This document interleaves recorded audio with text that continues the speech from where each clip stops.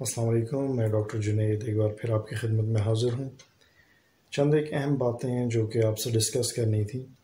Corona virus चूँकि पाकिस्तान में बहुत तेज़ी से फैल रहा है और अब हर गली हर मोहल्ले में इसके पेशेंट मौजूद हैं, तो इस सूरत में मैंने मुनासिब समझा कि एक ऐसी वीडियो पे काम किया जाए जो आपको इस बीमारी से नबर्दाज़मा होते हुए कुछ फ़ायदा दे सके, या जिन दिनों में आप इस बीमारी से गुज़र रहे हैं तो आपको कुछ ऐसी टिप्स दी जाएं या ऐसी टेक्निक्स बताई जाएं जिनके इख्तियार करने से आपको इस बीमारी में काफ़ी अफाका हो और आपकी रिकवरी का अमल तेज़ हो सके।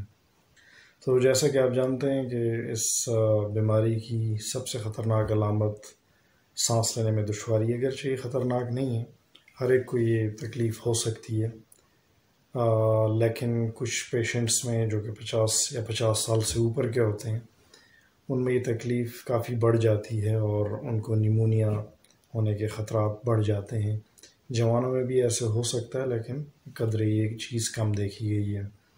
तो आज की वीडियो में मैं आपको ये बताने लगा हूँ कि अगर आपको सांस लेने में दुश्वारी हो या अदरवाइज़ आपको कोरोना हो गया, आपकी सिम्टम्स इतनी सख्त भी नहीं है, तब भी आप ये टिप्स या ये टेक्निक्स यूज़ करके अपनी तकलीफ़ को कम कर सकते हैं और जिस दौरान आपको ये बीमारी है उसमें काफ़ी हद तक कमी आएगी।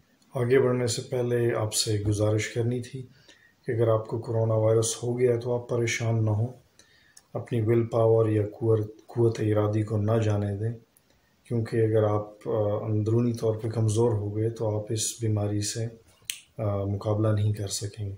अल्लाह पाक आपको जल्द अज जल्द शफ़ायाब करें। जैसा कि जानते हैं कि इस बीमारी के लिए कोई वैक्सीन या कोई मखसूस दवा नहीं है और पूरी दुनिया ने लॉकडाउन करके भी देख लिया, जहाँ सिवाय चाइना के और कहीं पे भी ये कारगर साबित नहीं हुआ।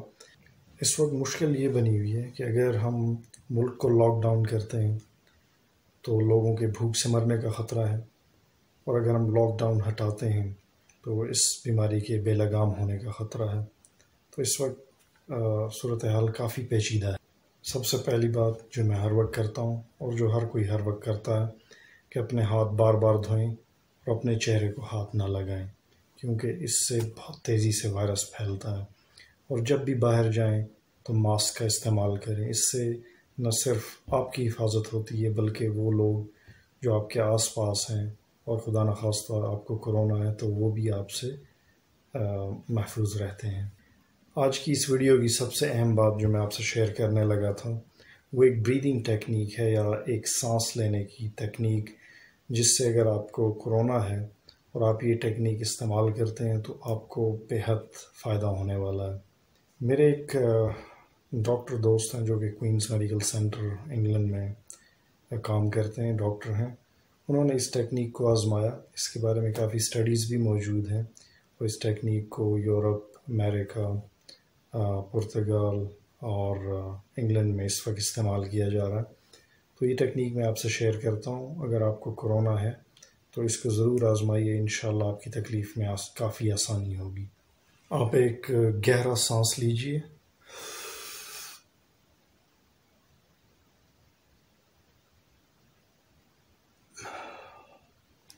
मैंने 5 सेकंड तक अपनी सांस को रोके रखा, अंदर की तरफ खींच के रोके रखा और फिर अपनी सांस को छोड़ दिया। आपने ये अमल 5 सेकंड तक करना है और ये अमल 5 बार दोहराना है। चूँकि कोरोना के मरीज़ के फेफड़ों में काफ़ी घुटन होती है, अगर आप ये अमल बार बार दोहराएंगे तो इस तरह आपके फेफड़ों में ऑक्सीजन बहुत आसानी से डिलीवर होगी और कार्बन डाइऑक्साइड आसानी से बाहर आएगी। तो इस अमल से जो एक घुटन या सांस लेने में दुश्वारी की सी कैफियत है उसमें काफ़ी अफाका होता है। चूँकि इस बीमारी में इंसान को बहुत ज़्यादा थकावट और जिस्मानी कमज़ोरी होती है, तो आपने इस कैफियत में या इस कोरोना वायरस की कैफियत में बेड के ऊपर पड़े नहीं रहना, बल्कि बेड के ऊपर रहकर भी अपनी टांगों को, अपने हाथों को हल्के हल्के हिलाते रहना है, वर्जिश जैसे की जाती है। इसके अलावा आपने बेड से उठकर जितना भी आप में इस्तिताअत हो, हिम्मत हो, आप थोड़ा बहुत चलिए, अपनी सर्कुलेशन को, अपने खून को रवानी दीजिए अपने जिस्म में। और इससे काफ़ी अलामात में अफाका होता है और आप काफ़ी एनर्जी फील करते हैं। एक और बहुत ही अहम आपको मैं टेक्निक बताने लगा हूँ। अगर आपको कोरोना वायरस है और आप को सांस लेने में दुश्वारी है, अगर नहीं भी है तब भी आप ये टेक्निक कर सकते हैं। आप सीधा ना लेटें बल्कि आप उल्टा लेटें, जिसको हम प्रोन पोजीशन कहते हैं। और ऐसा करने से आपके फेफड़ों में ऑक्सीजन ज़्यादा मिकदार में दाखिल होती है और आप काफ़ी बेहतर महसूस करते हैं। अगर आपको भी इस टेक्निक से अफाका हो तो मुझे कमेंट सेक्शन में ज़रूर लिख कर बताइएगा। तो इसकी तरतीब कुछ यूँ होगी कि लेटने से पहले आप 5 बार सांस लें और बांधें 5 सेकंड के लिए, जैसे मैंने आपको बताया, और उसके बाद आप बेड के ऊपर उल्टे लेट जाएं। और याद रहे कि आपके सर के नीचे तकिए का होना भी ज़रूरी है।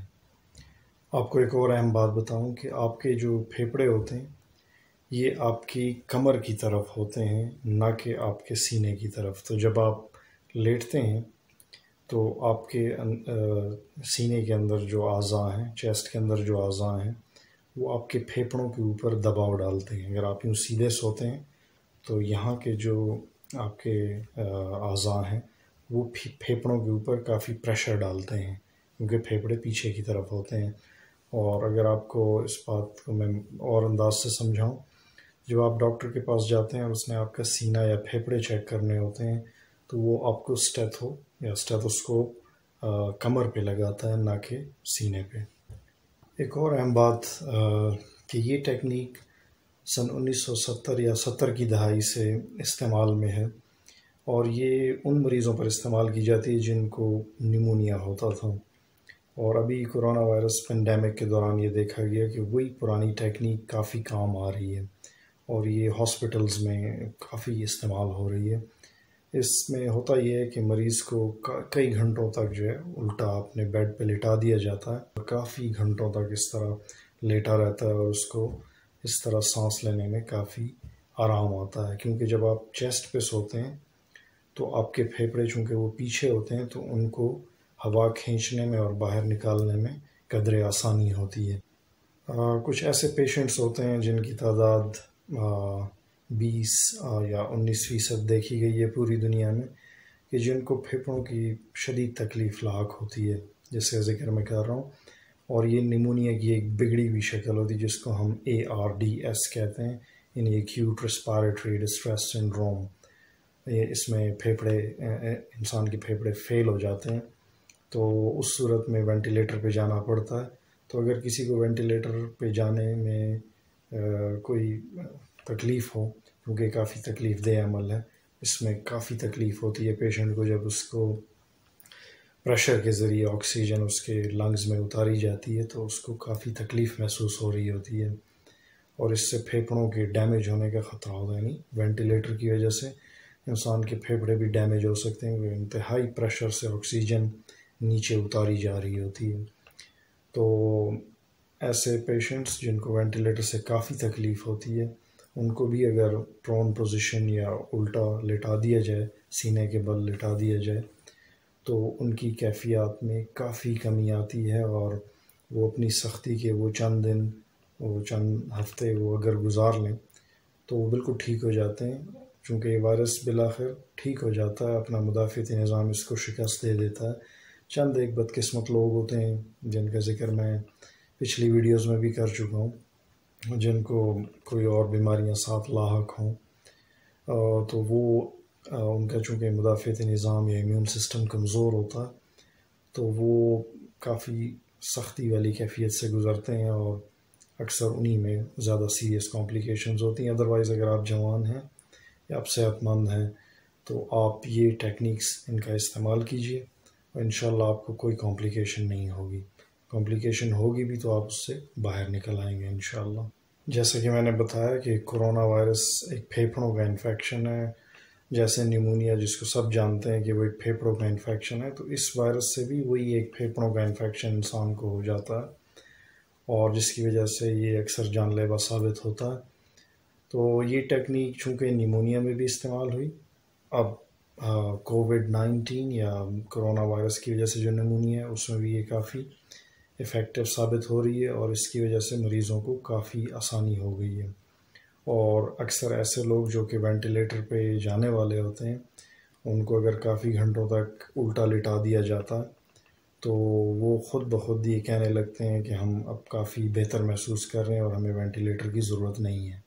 एक बात बताना मैं भूल गया कि हम क्यों मशवरा देते हैं कि अगर आपको कोरोना वायरस या कोई भी निमोनिया हो तो आप कमर के बल ना लेटें, यानी सीधा ना लेटें बल्कि उल्टा लेटें, यानी सीने के ऊपर लेटें, क्योंकि इससे एक इंसान की कैफियत जिसको एटेलेक्टिसिस कहते हैं वो डेवलप हो सकती है और इससे बहुत आसानी से वो पेशेंट मर सकता है क्योंकि उसके फेफड़े फेल होने का ख़तरा होता है। और एक आखिरी टेक्निक जो कि बहुत अहम है कि जब आपको कोई भी वायरल इन्फेक्शन हो जैसे कि कोविड-19 तो आप पानी का ज़्यादा इस्तेमाल करें, बार बार पानी पीते रहें, क्योंकि जब आपके जिस्म में पानी ज़्यादा होता है तो आपका मुदाफ़ियती निज़ाम ख़ुद ब खुद बहुत तेज़ी से काम करने लगता है। और अगर जिस्म के अंदर खुश्की हो या डिहाइड्रेशन हो तो मुदाफ़ियती निज़ाम वो उसके अमल में काफ़ी कमी आती है और ये रिसर्च ने साबित किया है। तो पानी का इस्तेमाल इन दिनों में बहुत ज़्यादा करें। तो ये चंद बातें थीं। इंशाअल्लाह अगली वीडियो में मिलते हैं किसी और अहम बात के हवाले से।